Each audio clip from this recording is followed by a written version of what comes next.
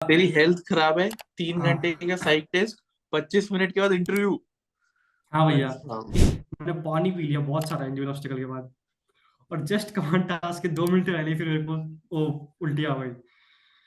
मेरा मैसेज सभी को यही कि never give up in your life.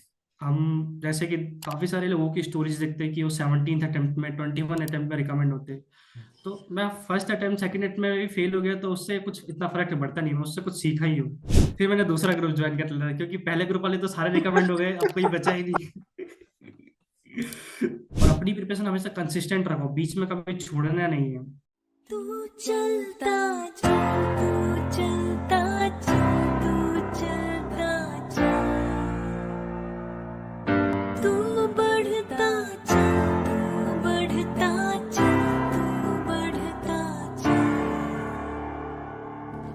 तू लड़ता चल, तू लड़ता चल, तू लड़ता चल, तू बढ़ता चल, तू बढ़ता चल, तू बढ़ता चल। जय हिंद, वंदे मातरम और भारत माता की जय। स्वागत है आपका द फौजी शो में। द फौजी शो में सामाजिक जिम्मेदारी की तरफ एक विनम्र कोशिश है। इस शो से इकट्ठा किया हर पैसा भारत के वीर फाउंडेशन में जाएगा, ताकि हमारे शहीद भाई बहन की फैमिलीज को कोई भी आर्थिक समस्या ना आए।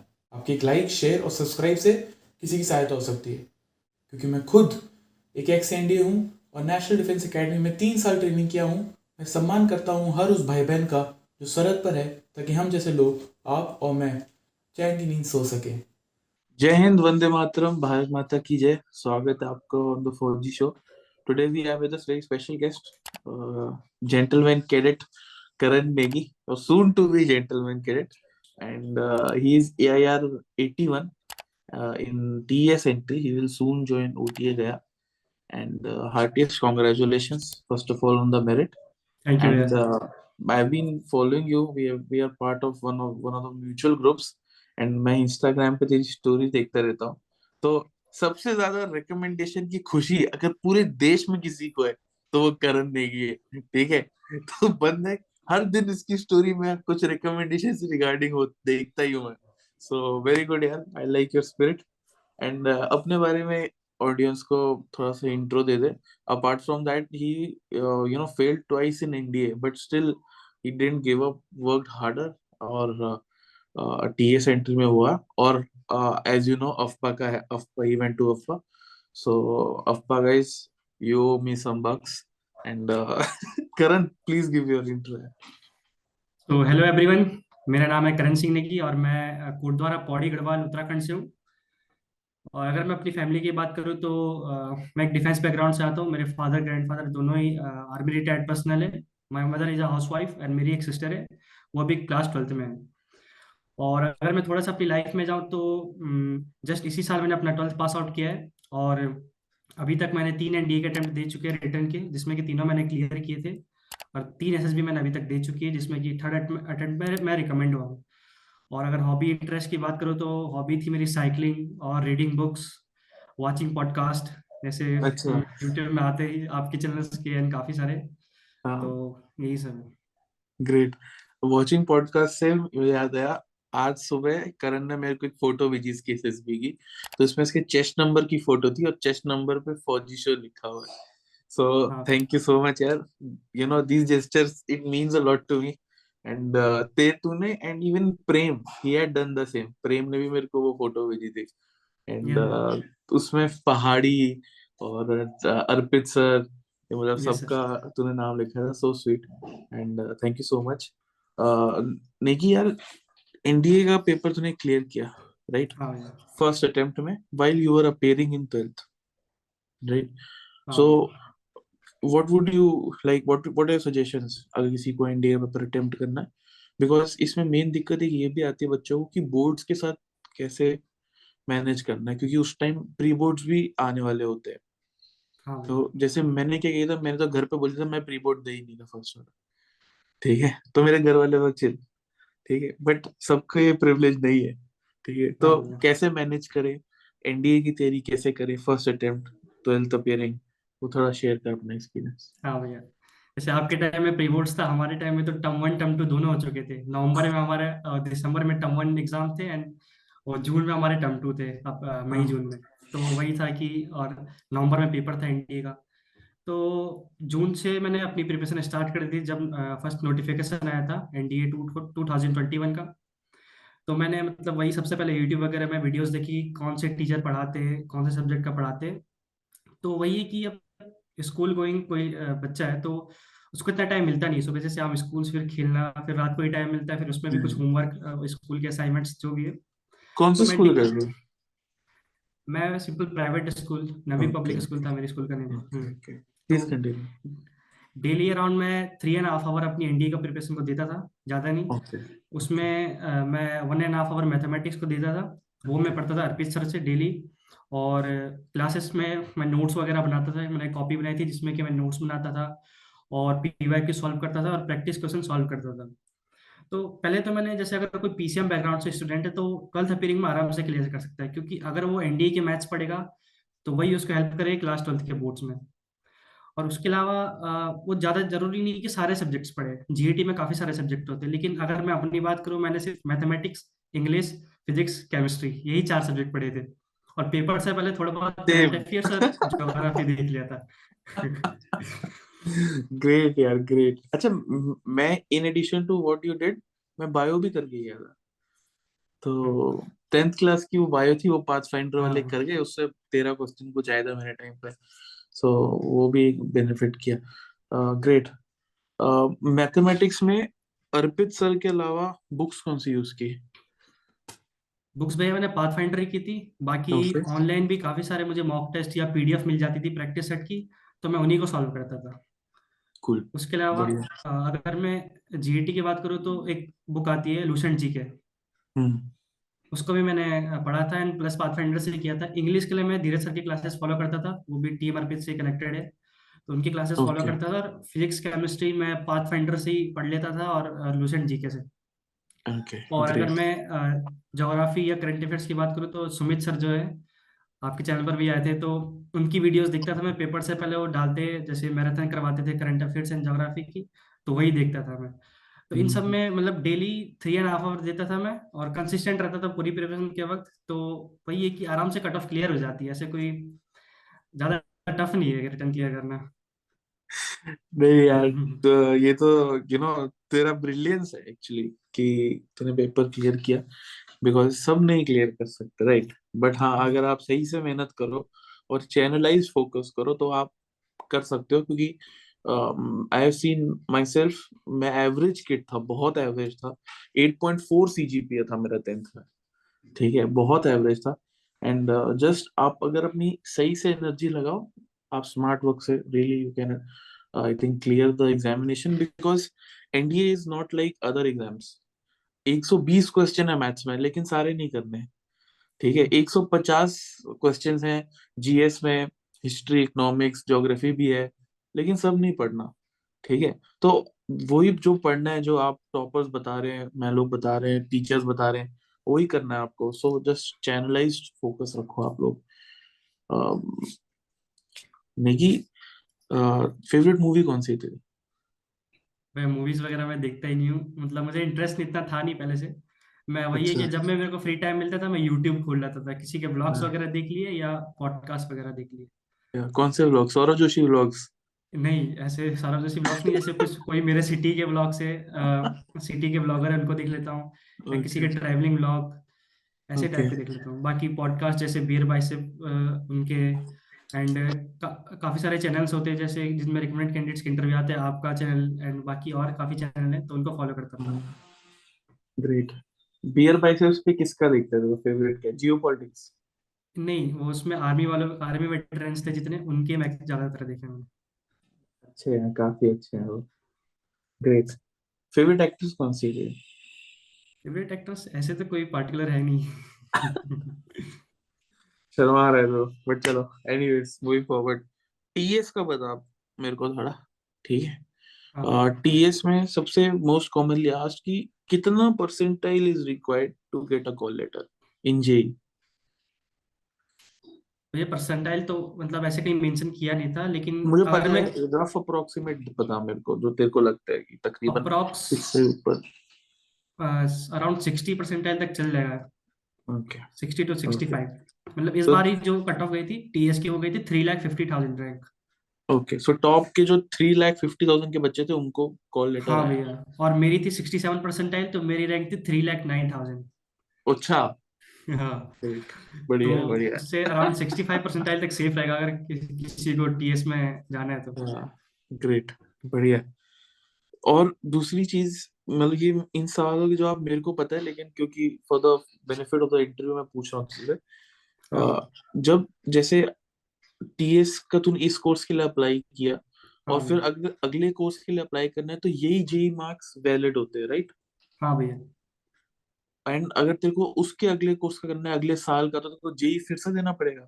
हाँ भैया, दोबारा से देना पड़ता है ओके फिर। ओके सो वो जो जेई के स्कोर होता है वो दो कोर्स के लिए वैलिड रहते हैं। हाँ भैया। ओके ठीक है ठीक है, आई थिंक ये पार्ट सही था। अब इसके बाद आते हैं एसएसबी पे, राइट? जब तू रिकमेंड हुआ है, पहले तो दो बार तू कॉन्फ्रेंस आउट हुआ राइट? नहीं भैया, फर्स्ट अटेम्प्ट में screen out, then second okay conference out, then third recommend. Okay और तू कोचिंग कब गया, स्क्रीन आउट के बाद? नहीं, हाँ, स्क्रीन आउट के बाद गया था भैया। स्क्रीन आउट के बाद तो हाँ। क्या गलत किया तूने पहले दो एसएसबी में, तेरे को लगा? उसको कैसे इंट्रोस्पेक्ट किया, कैसे इम्प्रूव किया, वो बता। ठीक है। तो अगर मैं फर्स्ट अटेम्प्ट से स्टार्ट करूँ अपनी जर्नी, तो जैसे ही मेरा रिटर्न निकला तो मैंने एक एसएसबी प्रिपरेशन स्टार्ट कर दी थी। सबसे पहले मैंने यूट्यूब चैनल्स काफ़ी सारे देखे कि जिनमें भी एसएसबी की हाँ प्रिपरेशन करवाते हैं। तो मैं यही टैट वैट एसआरटी इनको प्रैक्टिस करता था, लेकिन जो मेन थिंग स्क्रीनिंग में इम्पोर्टेंट होती है कि कम्युनिकेशन स्किल्स, उस हम्म पर मैंने ज़्यादा फोकस नहीं किया। तो वही है कि जैसे ही मैं वहाँ पर गया, अपना फर्स्ट अटेम्प्ट मेरा गांधीनगर में था, 3FSB गांधीनगर इंडिया का। तो वहाँ पर मैंने स्टोरी थोड़ा ठीक ठाक बनानी थी, लेकिन जो मेरा नरेशन के टाइम में कॉन्फिडेंस था और जो मेरी कम्युनिकेशन स्किल थी वो अच्छी नहीं थी। हम्म तो मैं अपनी जो स्टोरी को अच्छे से डिलीवर नहीं कर पाया। तो मेरा नेगेटिव पॉइंट चले गया। प्लस मैं इतना जीडी में भी पार्टिसिपेट नहीं किया था, और उस समय कोरोना चल रहा था, तो हमें फेस शील्ड और फेस मास्क दोनों पहनाया गया था। तो वो और वहाँ पर टफ बन गया था कि जीडी में कैसे पार्टिसिपेट करें। आवाज ही नहीं निकल रही थी। हाँ तो मुश्किल वही हो था। जाता है। हाँ। तो उससे पहले थोड़ा हमने जस्ट अपनी स्क्रीनिंग से, रिपोर्टिंग से 10-15 दिन पहले हम पीपीडीटी प्रैक्टिस करते थे गूगल मीट में। हम काफी सारे फ्रेंड्स थे। एक हेमंत स्वामी भी था जिनका हमने इंटरव्यू लिया था, वो अभी एनडीए में है, हाँ, एयरफोर्स फ्लाइंग फिट हुआ था। हाँ तो चटकी कैडेट। हाँ हाँ हाँ। तो वो अभी भी उस दुखी बन सब। गए वो। हाँ भैया। तो वो भी हमारे साथ प्रैक्टिस करता था। और प्लस अभी प्रियम आकाश जिनका आपने इंटरव्यू लिया था, अभी एनडीए में रिकमेंडेड है। प्रिया हाँ प्रियम यस आकाश, यस हाँ। तो वो हाँ मेरे फर्स्ट अटेम्प्ट से ही वो दोस्त थे मेरे, तो तब से ओके हम प्रैक्टिस करते थे साथ में। ओके तो लेकिन वही था, थोड़ी थोड़ी बहुत पीपीटीटी की थी, तो इतना मतलब अच्छे से प्रिपरेशन स्क्रीनिंग की नहीं करी मैंने। तो हाँ उस वजह से मैं स्क्रीन आउट हो गया। देन उसके बाद में कोचिंग गया, तो वहाँ पर थोड़ा बहुत और सीखा कैसे कैसे टास्क को परफॉर्म करना है। अपनी जितनी भी मेरी वीकनेसेस थी वो मुझे पता चली, कि जैसे कम्युनिकेशन स्किल्स, नॉलेज पार्ट, ये मेरे को थोड़ा इंक्रीज करना था। देन मैंने उसके बाद सबसे पहले तो जो मोस्ट इंपॉर्टेंट थिंग है, न्यूज़पेपर पढ़ना डेली स्टार्ट कर दिया। पहले मैं पढ़ता नहीं था, फिर पढ़ना स्टार्ट किया। टाइम्स ऑफ इंडिया पढ़ता था मैं डेली। और उसको लाउडली रीड करता था ताकि मेरी कम्युनिकेशन स्किल अच्छी हो। प्लस करंट अफेयर्स भी उससे इम्प्रूव होता था। और जैसे कि यूट्यूब में चैनल है वर्ल्ड अफेयर्स, प्रशांत अवन सर का, उनको मैं फॉलो करता था, डेली नोट्स गोल्ड है बनाता भाई था। वो तो गोल्ड। हाँ। और प्लस आपके व्हाट्सएप ग्रुप में साउथ कम्युनिटी में डेली न्यूज़ आती है, इंटरनेशनल हाँ न्यूज़, अच्छा वो तो एक उसका भी पार्ट है। बहुत बड़ा हाँ लंबा पैराग्राफ। हाँ हाँ भैया, उसको मैं डेली पढ़ता हूँ। हाँ तो फॉर उसको भी मैं दोज हु फॉलो डोंट करता नो, था। तो एक मेरा व्हाट्सएप ग्रुप्स है मेरे कुछ, ठीक है, वो लिंक इज इन डिस्क्रिप्शन। तो 16 ग्रुप है, तो आप कोई भी एक ज्वाइन कर लो। एंड उस 16 उस एक कोई ग्रुप में कोई भी आप ग्रुप ज्वाइन कर लो, और उसमें हम 4 न्यूज़पेपर डालते हैं डेली। और एक वो समराइज न्यूज का कॉलम आता है, व्हाट्सएप फॉरवर्ड है, वो हाँ कोई भैया। मेरे अंकल भेजते तो मैं उस पर डाल देता हूँ। एंड चारों न्यूज़पेपर आते हैं, प्रतियोगिता दर्पण आती है, कंपटीशन सक्सेस आती है, और करंट अफेयर्स के मैगजीन भी आते हैं, योजना, कुरुक्षेत्र। तो मेरे चैनल अपडेट्स भी आते हैं, ठीक है। सो ग्लैड यार, इट हेल्प, मुझे तो पता ही नहीं था, मुझे प्रेम ने पहले बताया, हम्म। अब तू बता रहा है मेरे को। हाँ भैया। तो वही मैं फॉलो करता था करंट अफेयर्स के लिए। तो वहाँ हाँ से मेरा करंट अफेयर्स और कम्युनिकेशन स्किल फिर इंप्रूव हुआ। देन सेकेंड अटेम्प्ट के लिए मैंने साइक थोड़ा बहुत मेरी पहले से ही ठीक थी फर्स्ट अटेम्प्ट से, लेकिन थोड़ा बहुत और इम्प्रूव करी, अपनी इमेजिनेशन पावर बढ़ाई। तो मैं बुक्स रीड करता था, और अपनी आसपास की चीज़ों को ऑब्जर्व किया, डब्ल्यू डेली प्रैक्टिस करता था। और जीटीओ के लिए वही था कि थोड़ा बहुत कोचिंग जाके हो गया था और अपनी जैसे ग्रुप एक्टिविटीज में पार्टिसिपेट कर लिया, ग्रुप एक sports. Second, sorry to interrupt. तूने हाँ बोला कि साइक तू प्रैक्टिस कर रहा था, ठीक है, लेकिन हाँ एक ही बड़ा कॉमनली आस्क्ड क्वेश्चन है कि हम प्रैक्टिस तो कर लेंगे लेकिन पता कैसे चलेगा हम सही कर रहे हैं गलत? तो तूने क्या किया? तू एक ग्रुप का पार्ट था जिसमें तुम एक हाँ दूसरे को भैया। दिखाते थे कि यार मैंने ये किया है, एक दूसरे का रिव्यू करते थे, या क्या होता था? हाँ भैया, सेम यही हमारा एक व्हाट्सएप ग्रुप था। उसमें हम okay. Daily Google Meet session करते थे। तो उसमें हम अच्छा। जैसे पीपीटी कर लेते थे, तो एक दूसरे को हम जैसे दिखाते थे स्टोरी, तो बाकी बंदे हमें रिव्यू देते थे कि ये इम्प्रूवमेंट तुझे करना चाहिए। प्लस जैसे कभी कोई पिक्चर्स उठा ली, उनमें क्या क्या आइडियाज हो सकते हैं, तो ऐसे हम प्रिपेयर करते थे। ओके ओके, ग्रेट, हाँ। ठीक है। फिर और जीटीओ का बता रहा था, तो हाँ, सॉरी। जीटीओ का थोड़ा बहुत आउटडोर कोचिंग से भी हो गया था, और ज़्यादा से ज़्यादा जैसे मैं group activities, outdoor games, team sports खेलता था, तो उससे भी मेरा इंप्रूव होता था। और जीटीओ में कौन सी बाकी जो, स्पोर्ट खेलते थे? मैं वॉलीबॉल खेलता हूँ यार। Okay okay, great, hmm. Go ahead. और जीडी इलेक्ट्रिक इन सब में तो थोड़ा बहुत वही कि नॉलेज भी अच्छा होना चाहिए, तो वो मैं करंट अफेयर से हो गया था इम्प्रूव। तो ये मेरा जीटीओ, इससे मैंने इम्प्रूव कर लिया था। और इंटरव्यू पे आओ तो हम, वही है कि काफ़ी सारी, जैसे आपने भी एक बार अपने बताया था कि पीआईक्यू उठाया, उसको फिल किया, जितने क्वेश्चन पीआईक्यू से बन सकते हैं उनको नोट डाउन किया कॉपी में, और उनके मैं आंसर्स लिखता था। तो इस टाइप से मैंने इंटरव्यू के लिए प्रिपेयर किया, और प्लस हम जितने भी दोस्त लोग थे एक दूसरे का मॉक इंटरव्यू लेते थे। अच्छा। तो हाँ, गूगल मीट पे मॉक इंटरव्यू एक दूसरे का लेते थे, तो जैसे कोई इम्प्रूवमेंट हो तो वो हम बता देते थे ये तुझे इम्प्रूव करना है ये, तो उससे भी काफ़ी हमारी हेल्प हुई। तो इस टाइप से मैंने अपनी प्रिपरेशन की थी। तो देन मैं गया अपने सेकेंड अटेम्प्ट के लिए देहरादून में। तो स्क्रीनिंग तो हो गया था काफ़ी सही, मैंने स्टोरी बना ली थी, नरेशन ठीक हो गया था, बट जहाँ पर मैं लैग करा अपनी स्टेज 2 में, वो ये था कि इंटरव्यू में को थोड़ा और इंट्रोस्पेक्शन करके जानी चाहिए थी, जो मैंने की नहीं थी।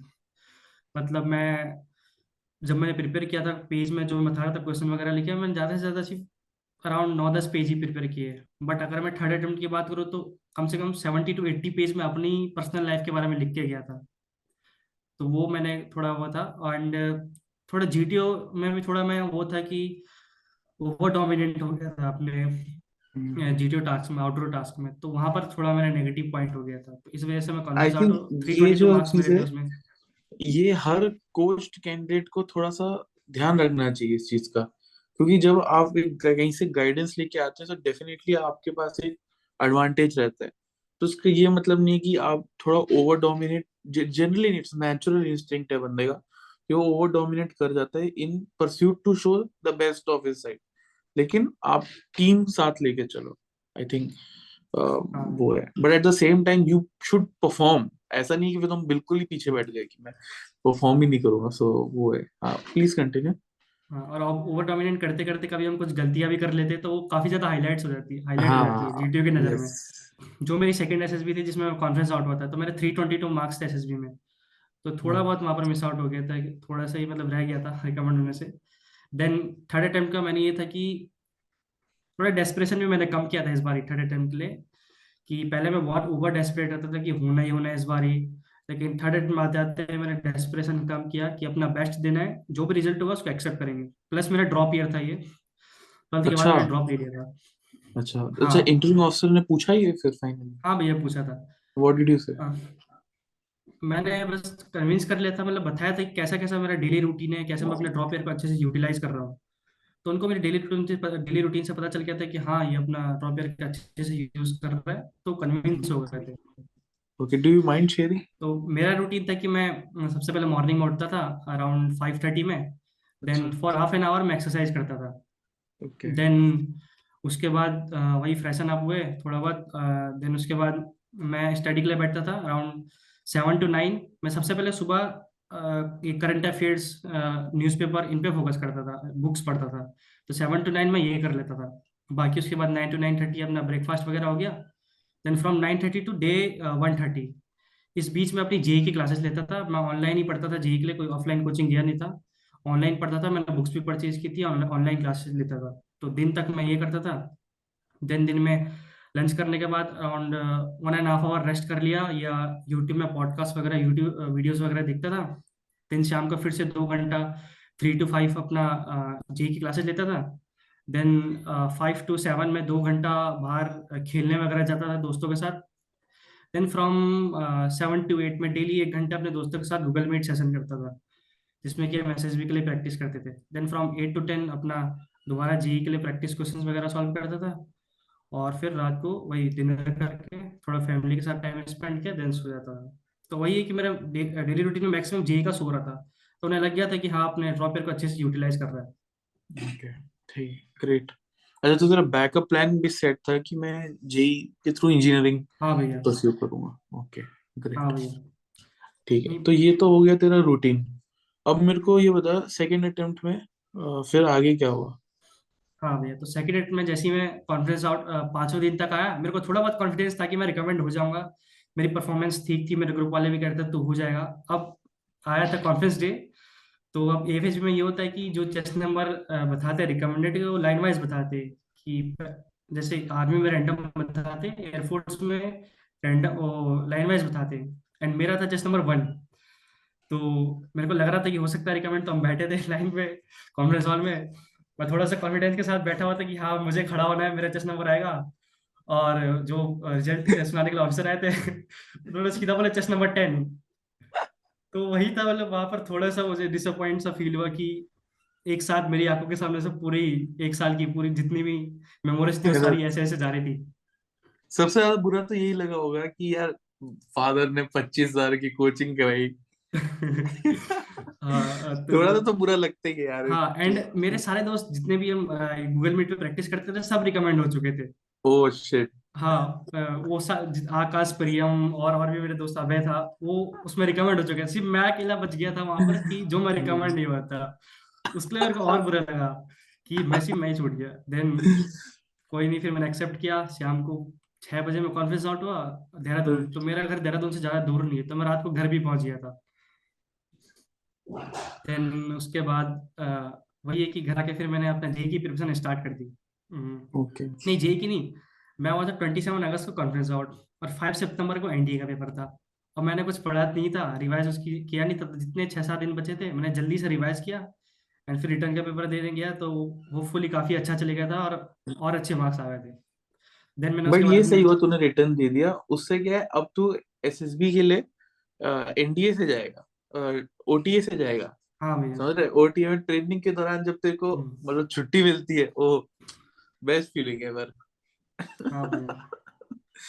फिर कंटिन्यू कर। तो वहाँ पर फिर रिटर्न के पेपर के बाद मैंने जेई की प्रिपरेशन स्टार्ट करी। एंड डेली में वही न्यूज़पेपर करंट अफेयर्स वाला, और डेली एक मीट गूगल मीट सेशन तो मेरा पक्का था, वो मैं करता था अपने दोस्तों के साथ। फिर मैंने दूसरा ग्रुप ज्वाइन कर लिया, क्योंकि पहले ग्रुप वाले तो सारे रिकमेंड हो गए, अब कोई बचा ही नहीं। तो मैंने दूसरा ग्रुप ज्वाइन कर लिया प्रैक्टिस करने के लिए। उसमें सारे रिपीटर्स थे। तो फिर मैं ओके। वहाँ प्रैक्टिस स्टार्ट करी। तो डेली सेशन करता था। फिर टीएस एंट्री आई तो मैंने फॉर्म अप्लाई किया था। और नेवी टेक के लिए भी किया था, लेकिन कुछ मैंने डॉक्यूमेंट्स में गलती कर दी थी फिल करने में, तो वो मेरा आया नहीं। तो फिर नेवी टीएस। टेक के लिए तकरीबन कितनी परसेंटेज चाहिए होती है? नेवी टेक की भैया रैंक पता है मुझे, इस बार ये गई थी 4,70,000 अच्छा। Cut off. और 12th के मार्क्स कोई वैलिड नहीं है दोनों में, राइट? नहीं, 12th के मार्क्स बस मिनिमम 60% चाहिए पीसीएम में। कंटिन्यू। तो देन उसके बाद मेरा ये टीएस की एसएसबी आई थी, 31 एसएसबी कपूरथला। देन मैंने अपनी एसएसबी से एक हफ्ते पहले जेई मेंस की पढ़ाई छोड़ दी थी, और मैं थोड़ा एसएसबी पे और फोकस किया, जैसे इंटरव्यू की थोड़ा और ज़्यादा इंट्रोस्पेक्शन किया, लिखा, प्रिपेयर किया। देन मैं गया कपूरथला में, 31 एसएसबी कपूरथला। मेरी थी 29 अक्टूबर को रिपोर्टिंग। तो गया मैं वहाँ पर, अराउंड 169 कैंडिडेट्स की रिपोर्टिंग थी। देन हम गए, हमारा ओआईआर हुआ, पीपीडीटी हुआ। देन पीपीडीटी के बाद हमारा ऐसा था कि 14-14 का ग्रुप बनाया। अभी 14 ग्रुप का ये था कि हम सबका नरेशन हुआ, नरेशन भी ठीक ठाक हो गया था। देन 14 को दो ग्रुप में डिवाइड कर दिया, 7-7। अब जनरली क्या होता है कि सेमी सर्कल में बैठा रखी जाती कुर्सियां, लेकिन हमारे भी सेमी सर्कल में नहीं रखी हुई थी।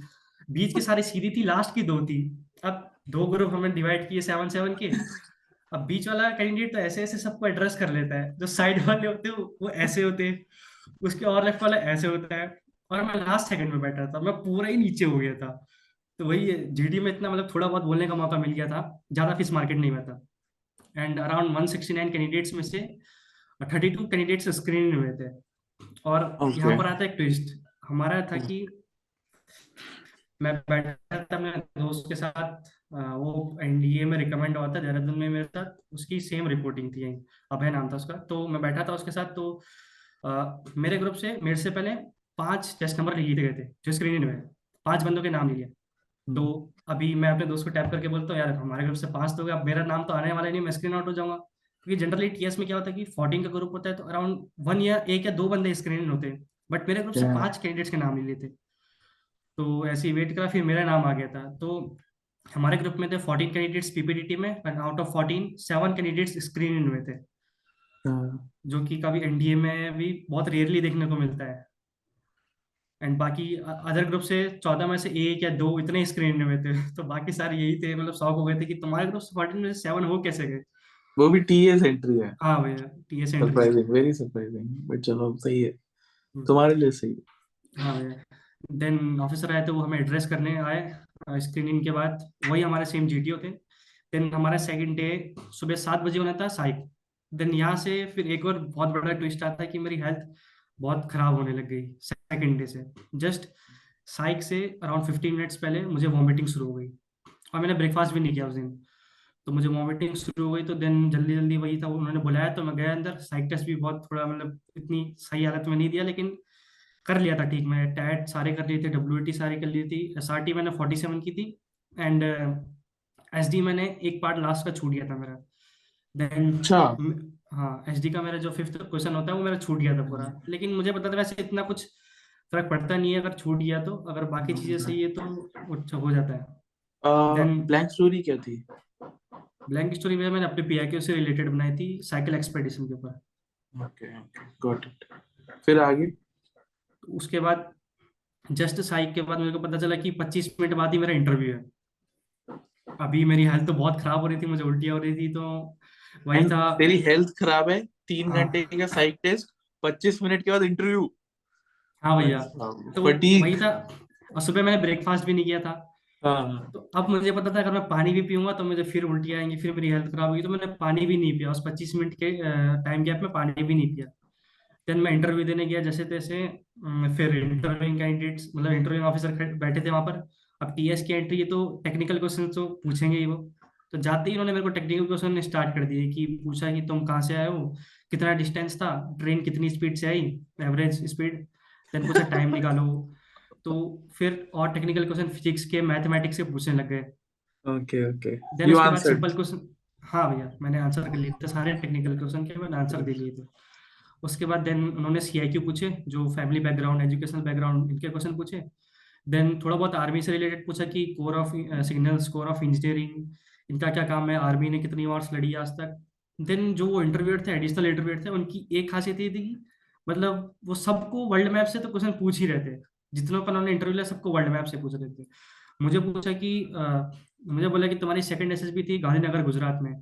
तो उन्होंने पूछा फिर गुजरात के नेबरिंग स्टेट्स बताओ, फिर मैंने बताया। देन पूछा कि गुजरात के सामने सी कौन सा है, मैंने कहा अरेबियन सी है। देन बोला अपोजिट साइड में कौन सा है, मैंने बोला बे ऑफ बंगाल है। देन उन्होंने पूछा अरेबियन सी को अरेबियन सी क्यों कहते हैं, बे ऑफ बंगाल को बे ऑफ बंगाल क्यों कहते हैं। मैंने बे ऑफ बंगाल का थोड़ा बहुत बताया, अरेबियन सी का मुझे पता नहीं था। देन उन्होंने बोला कि अरेबियन सी इसलिए कहते हैं अरब कंट्रीज के सामने हो, ऐसा कुछ बताया उन्होंने। देन उन्होंने बोला अरब कंट्रीज के नाम बताओ, और मुझे एक अरब कंट्रीज का नाम भी याद नहीं आया वहां पर मैंने बोला sorry sir, I don't know. मैंने बोला सोचो सोचो, थोड़ा और सोचो। मैंने कहा सर नहीं आ रहा याद। तो उन्होंने कहा कोई नहीं। देन ऐसे ही वर्ल्ड मैप से थोड़ा और क्वेश्चन पूछे, देन करंट अफेयर से पूछे। देन फाइनली वो ड्रॉप के बारे में मेरे को ग्रिल करने लग गए, क्योंकि 12th में मेरी हाँ। परसेंटेज थी 91, अच्छा। और जेई मेंस में ग्रेट। मेरे परसेंटाइल थे 67। तो वो कह रहे कि 12th में इतना अच्छा किया है, जेई मेंस में नहीं किया है। तो मैंने बताया कि मैं जेई मेंस की प्रिपरेशन उस समय की नहीं इतनी, मेरा मेन फोकस एनडीए की तरफ था, तो मैं इधर ही फोकस कर रहा था। तो अब मैंने ड्रॉप लिया, तो मैं ऐसे ऐसे ड्रॉप में प्रिपेयर कर रहा हूँ। तो फाइनली मैंने उन्होंने कन्विंस कर लिया था। देन यही ड्रॉप ईयर के बाद मैंने फाइनली इंटरव्यू खत्म कर लिया था। 45 मिनट्स मेरा इंटरव्यू चला था। देन उसके बाद मैं रूम में गया। फिर मेरी हेल्थ खराब थी, लेकिन रूममेट्स ने कहा चल आउट पास में चलते, क्योंकि अब कपूरथला में आउट पास हमें मिल रहा था, तो हम गए फिर घूमने। हेल्थ खराब थी, 1 घंटा बाहर घूमा। मैंने अपने साथ वाले को बोला नहीं नहीं वापस चलो, एनर्जी नहीं है चलने की मेरे पास मैं सबको वापस ले आया। तो फिर हम वापस आए। देन हमारा थर्ड डे से जीटीओ शुरू था। अब यही था कि स्टेज 2 में 4 दिन थे, मैंने 4 दिन बिना खाने के गुजारे, सिर्फ पानी पिया एंड फ्रूट्स खाए एंड ओआरएस का जो सॉल्यूशन था वो लिया। उसके अलावा मैंने एमआई रूम से मेडिसिन ली एंड इंजेक्शन लिए और But कुछ it was all खाया नहीं worth it. मैंने। It was all हाँ, worth it. तो थर्ड डे हमारा जीडीओ शुरू हुआ। स्टार्टिंग जीडी था, तो मेरा ग्रुप काफी बढ़िया था क्योंकि जीडी में फिश मार्केट होता है, लेकिन मेरे ग्रुप में बिल्कुल फिश मार्केट नहीं था। जीडी बहुत Great. स्मूथ चला, बढ़िया. मैंने सारे अपने इनफ जितने भी मेरे पास पॉइंट्स थे मैंने दिए। देन जीडी के बाद हमारा जीपी हुआ, वो भी मेरा ठीक था, सॉल्यूशन मैंने काफी अच्छा लिख लिया था, बट थोड़ा जीपी के सॉल्यूशन में वही है कि उसमें फिश मार्केट बढ़ जाता है, तो वहां पर मैं थोड़ा इतना पार्टिसिपेट नहीं कर पाया जीपी के जीडी में। देन हमारा पीजीटी आया। अब वही है कि एनर्जी बिल्कुल थी नहीं बॉडी पे। मेरा एक भी जीटीओ का टास्क ऐसा नहीं था जिसके पहले या बाद में मैंने उल्टियां नहीं की होंगी मैं हर टास्क के आगे पीछे, मतलब यही था, मेरी हालत खराब थी। तो पीजीटी थोड़ा सा 1 2 3 में इतना पार्टिसिपेट नहीं किया, बट 4 में मैंने काफी अच्छा पार्टिसिपेशन किया था, मैं ग्रुप को आगे लीड किया था, एचजीटी वगैरह भी सब अच्छे से कर लिया था मैंने। और उसके बाद आता है इंडिविजुअल ऑब्स्टिकल में आए। देन इंडिविजुअल ऑब्स्टिकल से जस्ट 5 मिनट पहले फिर मेरे को उल्टी हो गई, तो मेरे को हमारे रूम से बोला कि दवाई खा लो, फिर मैंने दवाई ली।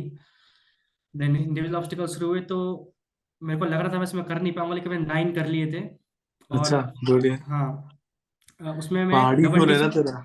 हाँ डबल डिश में मैं गया, गिर गया डबल डिश में एनर्जी ली थी पकड़ने की। तो फिर दोबारा उठा मैं, फिर दोबारा से फिर हो गया था, तो मैंने 9 ऑब्स्टिकल किए, फिर मैं भूल गया मैंने कोई एक छोड़ा है, मुझे याद नहीं रहा, तो मैंने कमांडो वॉक 2 बार कर दिया। अच्छा. हाँ, तो बाद में याद आया कि मैंने एक छोड़ा है कहीं, तो फिर हाँ. वही था। तो इंडिविजुअल ऑब्स्टिकल के बाद तो मेरी हालत बहुत बुरी हो गई थी, मतलब मैं बेहोश होने वाला था, but थोड़ा बहुत संभाल लिया था मैंने खुद को। उसके बाद मेरा कमांड टास्क था। देन मैंने इंडिविजुअल ऑब्स्टिकल के बाद वही, ये सबको प्यास वगैरह बहुत लगती है, मैंने पानी पी लिया बहुत सारा इंडिविजुअल ऑब्स्टिकल के बाद, और जस्ट कमांड टास्क के 2 मिनट पहले ही फिर मेरे को वो उल्टियाँ हो गई। तो बहुत खराब एक्सपीरियंस था मेरा जीटीओ तो में। भी ऑस्कर वगैरह देखा हम्म। या किसी ने देखा नहीं? नहीं, अफसर वगैरह किसी ने देखा, वही था कि जिस समय टास्क था उस समय मैं अपना 100% था, जितनी एनर्जी बॉडी में थी सब लगा रहा था। ऑफ द टास्क टास्क के बाद फिर उस समय मेरी हालत खराब हो जा रही थी, तो टास्क के कमांड बारे टास्क में में कुछ, कितने लोगों ने बुलाया तेरे को? सिर्फ एक लोग, एक बंदे ने, वो भी फॉर्मेलिटी के लिए, यार चल तेरे को किसी ने नहीं बुलाया मैं बुलाता हूँ, क्योंकि मेरे ग्रुप वाले पहले दूसरे दिन से देख रहे थे कि ये बंदा सिर्फ टास्क के वगैरह ही रहता है, कमरे में जाओ तो मैं लेटे रहता था क्योंकि मेरी हालत बहुत खराब थी, मैं कुछ खा नहीं रहा था, हमारा फॉल इन होता था, मैं खड़ा भी नहीं हो पाता था वहां पर। तो वही था, किसी ने बुलाया ही नहीं मुझे, सिर्फ एक बंदे ने बुलाया। अच्छा अच्छा, ग्रुप में हाँ, रिकमेंड कितने हुए फिर? मेरे ग्रुप से 2 रिकमेंड हुए, एक प्रीवियसली रिकमेंड था और नेवी टेक में था, और इस बार भी हो गया। Okay, great. हाँ, तो देन हमारा आया, उसके बाद कॉन्फ्रेंस थी, तो कॉन्फ्रेंस कौन मेरी सा? थोड़ा सा लंबी चली थी, अराउंड 7 to 8 मिनट चली थी। वो हाँ. मुझे लग गया था क्योंकि जीटीए में मैंने इतना अच्छा परफॉर्म नहीं कर पाया, तो थोड़ा लंबी चली। फिर कॉन्फ्रेंस में अंदर गया, मुझसे ड्रॉप ईयर के बारे में दोबारा पूछा, वो डिप्टी अच्छा. प्रेसिडेंट थे, उन्होंने ड्रॉप ईयर के बारे में दोबारा से पूछा कि क्यों तुमने लिया, कैसे तुम इसको यूज कर रहे हो, तो मैंने फिर अच्छे से आंसर दे दिए थे। देन एक एसआरटी उन्होंने और पूछी कि लेट सपोज तुम्हारा वैलेट खो जाएगा, तुम जैसे घर जा रहे हो अभी, तुम्हारा वैलेट खो गया, तुम कैसे मैनेज करोगे? तो मैंने थोड़ा बहुत आंसर दे दिए थे, ऑनलाइन पेमेंट यूज करूंगा, और फिर तो उन्होंने 2 3 कंडीशन और चेंज की, तो मैंने आंसर दे दिए थे। देन उन्होंने बोला कि अपनी जो परफॉर्मेंस है उसको रेट करो, साइक, इंटरव्यू, जीटीओ। तो मैंने कहा फर्स्ट में मैं अपने साइक को रखूंगा, सेकंड में इसको इंटरव्यू को, थर्ड में जीटीओ को।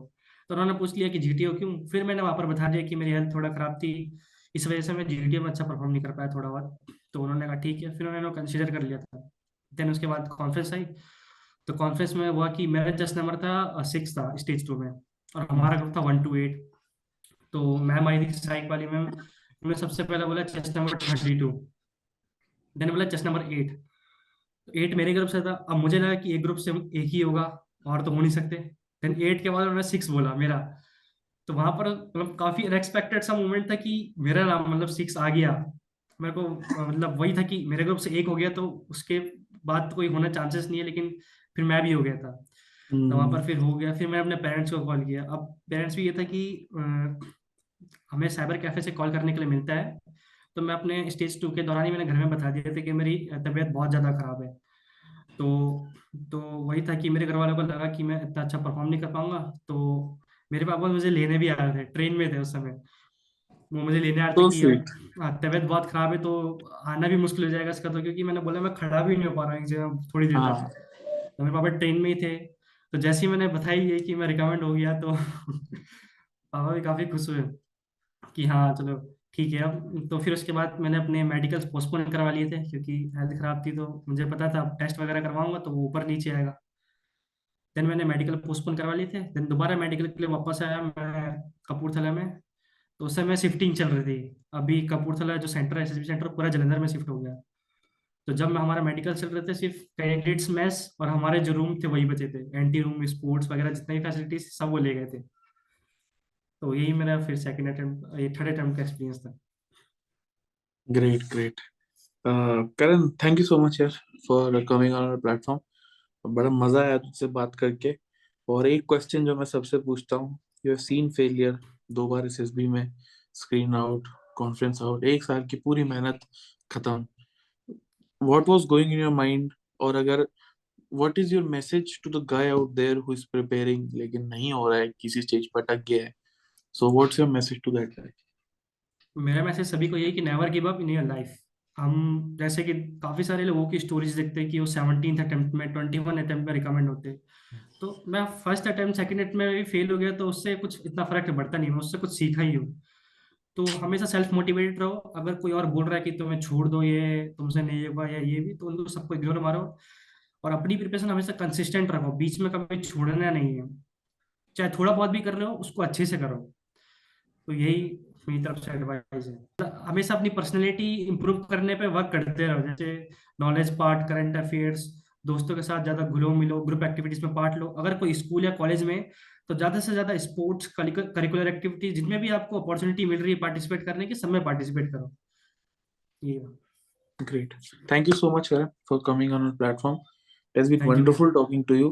And I'm really sorry, ये तुझसे तेरे साथ बहुत पहले रिकॉर्ड करना था, लेकिन इट वाज जस्ट कि जब भी कुछ प्लान करता, बीच में मैं हॉस्पिटल एडमिट हो गया, बीच में जब हमारा कल को प्लान बना तो कल को लाइट चली गई, फिर 1 घंटा शाम को, फिर वो सारे प्लान कट हो गए। और आज तो I am really sorry for the trouble I cause, but I am glad कि हमने फाइनली रिकॉर्ड कर लिया।